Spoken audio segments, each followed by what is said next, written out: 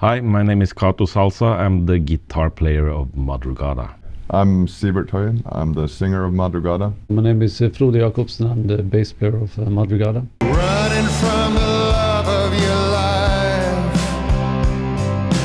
angels on the dark side. Madrugada is a band from Northern Norway.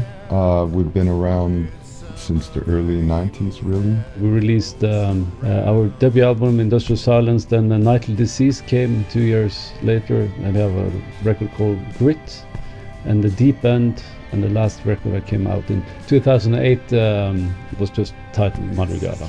Our band broke up after our original guitarist died in 2007, and after that we toured the last record that we made together, and I don't think it was obvious to anyone that we were gonna play again, really.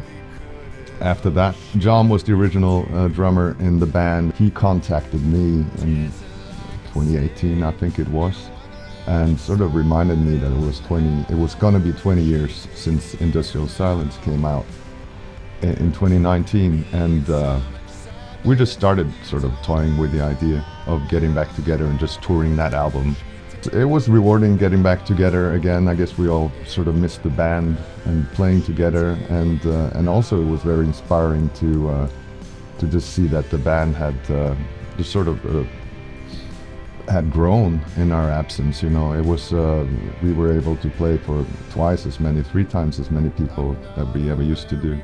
That tour was such a success, and we wanted to continue, so we ended up writing a new album, which is named Chimes at Midnight. 'Cause you and I, we heard the chimes at midnight. Yes, and my allegiance lies with you. There's a lot of artists, inspiring us to do music in the first place. Growing up with Elvis Presley, the Velvet Underground, Iggy Pop and the Stooges, R.E.M. That was kind of a band that everybody in the group agreed upon.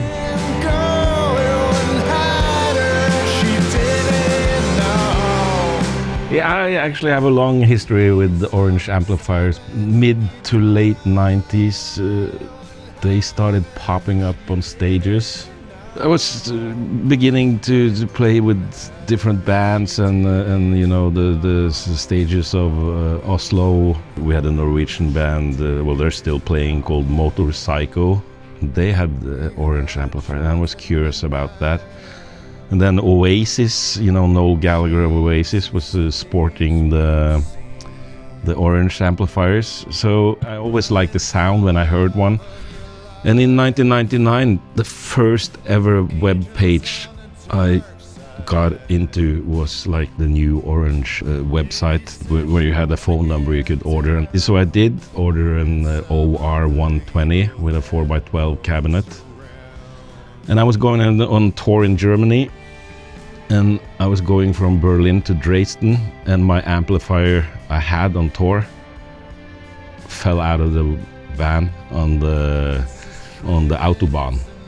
So I had already ordered the orange amplifier, but I had to call them again and make them ship it to, I don't know, Hanover or Hamburg or something, and they did. It was like 2 days, and when I came, it was there on stage.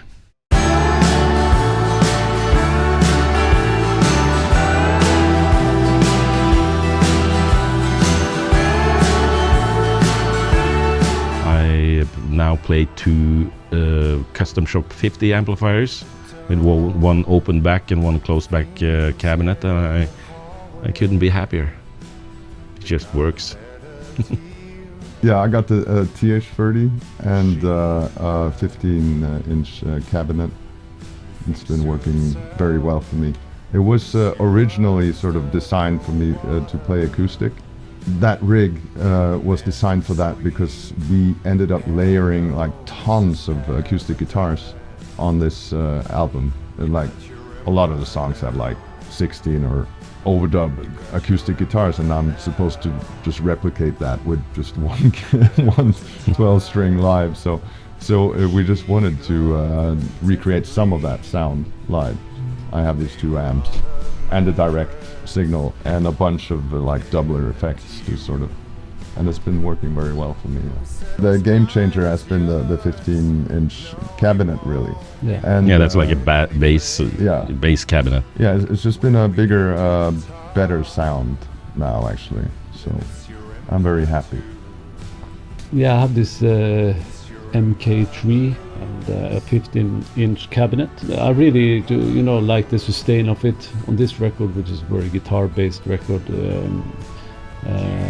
Kind of a lot of the bassing is kind of underlying, and we have a lot of mid-tempo songs that need a lot of sustain in the tone. I thought the cabinet there was really like it. Have a clear top to it, and it's small and easy to bring on tour.